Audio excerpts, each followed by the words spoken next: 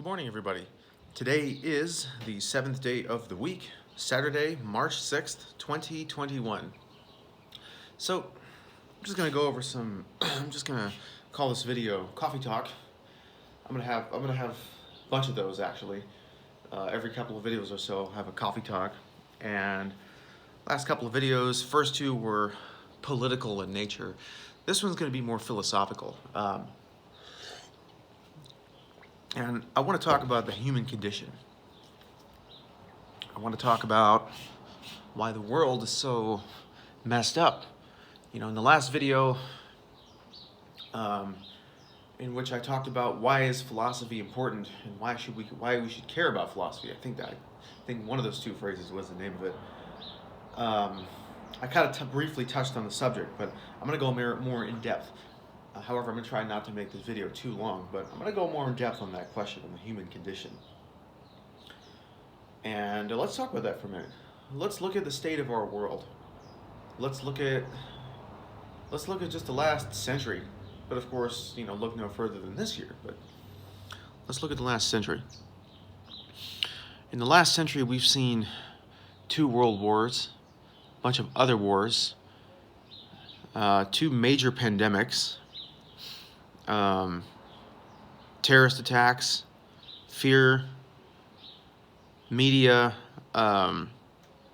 that pushes narratives for people to believe and think a certain way, religious disagreements that have led to wars, like, you know, Islam versus Christianity and whatnot. In fact, speaking of religion, the next video I'm going to make is actually going to be about religion,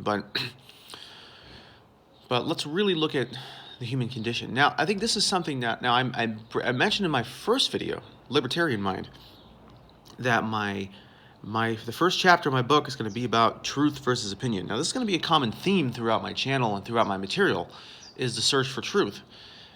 And I think my theory as to why the world is so messed up is because everyone thinks they know the truth. A group of people, you know, on this planet, one group of people thinks that they're right, you know, thinks that capitalism is the way. Another group thinks that socialism is the way. Another group thinks that that guns are good. Another group doesn't think that guns are good. Another group of people thinks that Jesus is the Son of God. Another group thinks that Muhammad is the prophet of God, and that Jesus is not the son of God. Another group thinks that Joseph Smith is a prophet. Another group thinks that he was a nobody. And so many groups. Other people think that, that Buddha was a true Messiah, if you're a Buddhist or even a Hindu.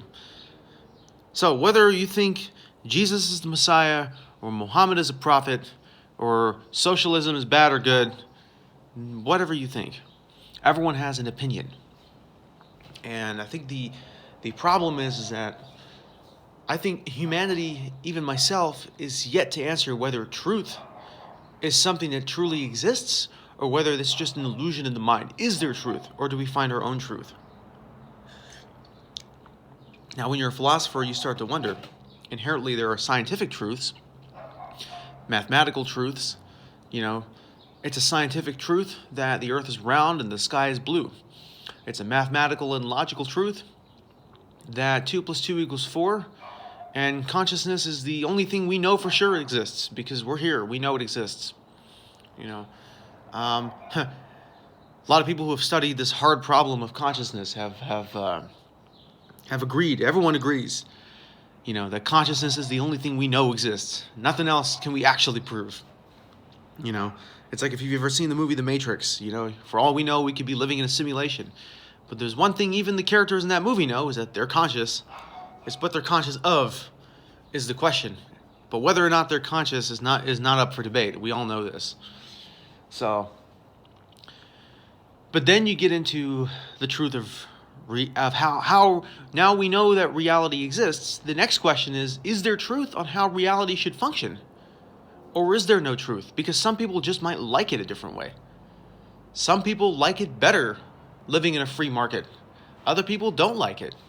Some people like it better owning weapons and guns. Other people don't like it. So at the end of the day, it's all fact versus opinion. And sometimes there is no truth to anything. It just depends on how you perceive the world. Maybe the truth is out there, but you have to figure out why we're here in the first place. You know, it's a common knowledge that someone's spiritual beliefs defines their philosophical and political beliefs. And this is the truth. This is 100% true. Now, that doesn't apply all the time. It doesn't really apply for me because I tend to be more of a political conservative, yet I'm not a religious person. And again, in my next video, in a future video, actually, I'll talk about where my stance is on religion. But still, though, even though I don't ascribe to a religion, I have a religious past. I had a religious background. And my thinking to this day, even though I no longer ascribe to religion, my thinking is still affected by it, which is why my beliefs politically and even sometimes in some ways socially is still very conservative because of my background. If I was raised in a very secular environment, maybe even my own political beliefs would be more liberal leaning. Now, I said I wasn't going to make this video political, and it's not. I'm not talking politics. I'm including politics in the area of the debate of philosophy, because it's important. Politics is part of it. Politics, philosophy, spirituality, it's all intertwined. So no, I'm not going to go talk about an in-depth. I'm not going to talk in depth about a political subject. We'll save that for another video. But hopefully you get my point. What you see happening here is people's beliefs are influenced by their background, their spiritual beliefs, their philosophical beliefs, their political beliefs, everything. It's intertwined like a web. And even I can in some ways fall under that category. Now, once you find out what the truth of reality really is, because no one really knows. See, I believe in science. I believe in evolution, But can I really prove that? Can I really prove that God doesn't exist? I can't. Just like the Christians and the Muslims and the Jews and any other religious sect, just like they can't prove that God does exist, I also can't prove that God doesn't exist. And because of that, see, I wasn't around 10,000 years ago. I can't tell you for sure if there was a God who created the earth in 6 days. I don't know for sure. I don't believe that. I choose not to believe that. But do I know? Of course not. I wasn't around then. No one knows.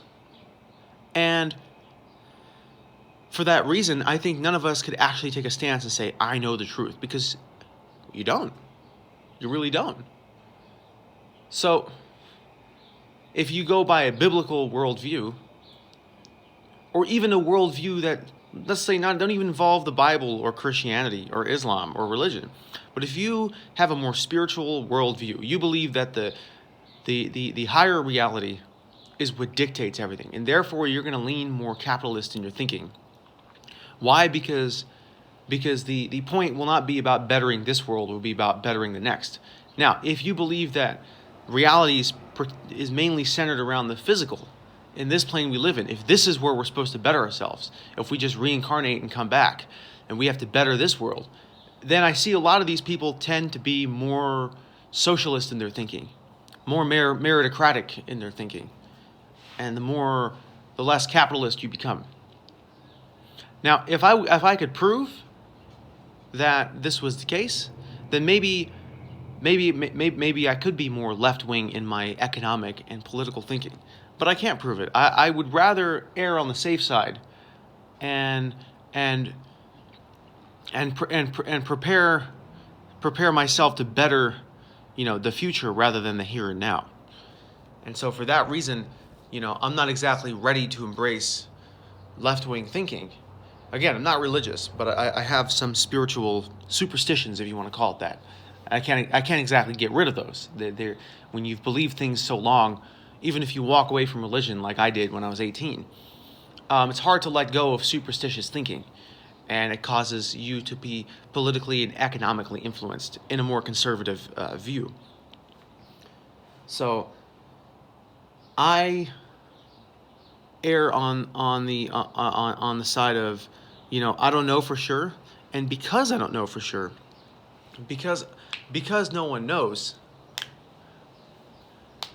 I am not going to try and, dictate how other people should live their lives. So once we know for sure, maybe sometime in the future, like 10,000 years from now, if we know so much about science to where there's no question or there's no question about where we came from, where we're going, why we're here, and let's say religion's completely died out, and we have an actual global universal philosophy that everyone's agreed upon, then only at that point could we actually form a political philosophy that we can call the truth, to where we'll no longer have political parties or anything like that, and we'll just have a universal meritocracy where everyone knows the truth, and there's no debate about what works, capitalism or socialism, or any other type of system you could invent. Are guns good? Are guns bad? What the government should or shouldn't do, because we'll know why we're here, where we're going. And once we know why we're here, where we came from, where we're going, then only then will we be able to fully and undoubtedly figure out how we're supposed to govern this current life that we're living in now, and how we're supposed to run our society and run our government. Because once we find the meaning of our lives, then we can govern our lives and our society around that meaning. But until we find that meaning, which no one has at that point, which no one has at this point in time, we cannot figure out a foolproof way to govern. We just have to come together and vote on it and see what works best for the here and now. But we cannot find an end-all be-all. It won't happen. And that's why philosophy is important. Going back to my last video, philosophy is important because it leads us towards finding that answer. I'm willing to recant all my beliefs, including the conservative beliefs, if we've truly found life's meaning without any shadow of doubt. But at this point in time, no one has. I don't know if I ever will, and I don't know anybody who has. Humanity's been around for about 200,000 years, and civilization maybe about 15,000 years. And to this day, no one has found it yet. But I think eventually we will. Technology is advancing. Give it a couple hundred, maybe a couple more thousand years, we will. Because, as I always say, if we have the intelligence to ask the question, then we also have the intelligence to comprehend the answer. If we have the intelligence to ask the question, we have the intelligence to find the answer. That's what I always say. Don't let everyone tell you that we can never know, we will never understand it because of our puny human brains or human logic. No, we can. Because if we can ask the question, we can find the answer. We haven't found the answer yet, but I have faith that one day the human race will find the answer. Maybe not in my lifetime or in your lifetime, but it could be. Never stop hoping. And that is my topic for today. I said in the beginning I'm not going to make this a long video. That didn't go over too well since I'm going on 13 minutes now. But like I said, right now, no one knows. People have not figured it out. And we can only try our best to run our society as best as we can, because that to me is the human condition, because no one knows, yet people pretend they know. And because people pretend they know, you have wars and fights and arguments and bloodshed and drama and all kinds of crap that goes on in this world, because people claim they have the answer. Because people won't just admit that they don't have the answer. People can't just humble themselves and say, you know what, we don't know. Let's just come together and try to get along as best as we can. Let's try to find the answer so we don't have to fight with each other anymore. You know what I mean? Because once you answer the question, then you can figure out an actual intrinsic truth, if I'm even saying that correct. If I'm even saying that correctly, if you have to find an intrinsic truth, an inherent truth on what's right and what's wrong in governing society, how you actually should govern society versus how you shouldn't. Because until you find that, it's going to be different opinions. If you believe that God created the world in 6 days, your idea of the right or the wrong government is going to be way different than somebody like me or anybody else who believes that, we evolved from common ancestors and the world is billions of years old, and that you believe in science rather than creationism. Or versus somebody else who believes that same thing but maybe has a different beliefs, who's more me, I'm more spiritual in that thinking. I believe evolution is going to a purpose, right? Some kind of, I don't believe in God necessarily, but I believe in a higher, a higher source of reality. But But that is going to be different versus somebody who's purely materialistic and atheistic in their thinking. So all these different worldviews are going to have different outcomes. And even mine is skewed because while I don't believe in religion, I'm still affected by my religious past because those superstitions never really go away. So even that affects it. And I have a form of like fear in the back of my mind of, well, I don't want to wreck the world and go with the wrong thing if I'm wrong. All of that is going to lead to different views on how we should run the world and how we should run society. You're going to get different outcomes, and nobody knows for sure whose view is right. Anybody who says that they know for sure is a liar, because no one's died and come back, no one's gone back in time and seen the history of the world with their own eyes, to see exactly where mankind came from. But eventually, science will advance so much, we will find a way to see it. And once we do,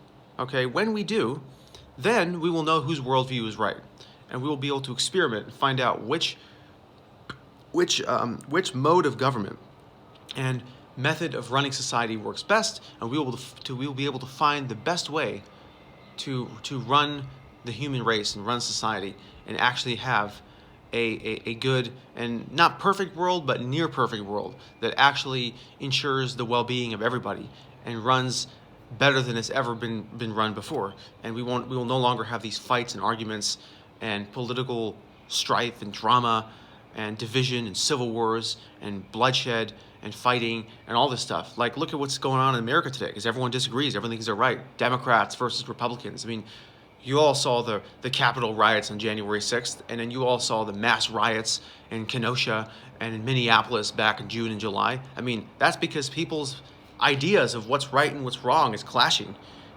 Once we know what is right and what's wrong, there's no longer any question or debate. You won't see that kind of stuff anymore.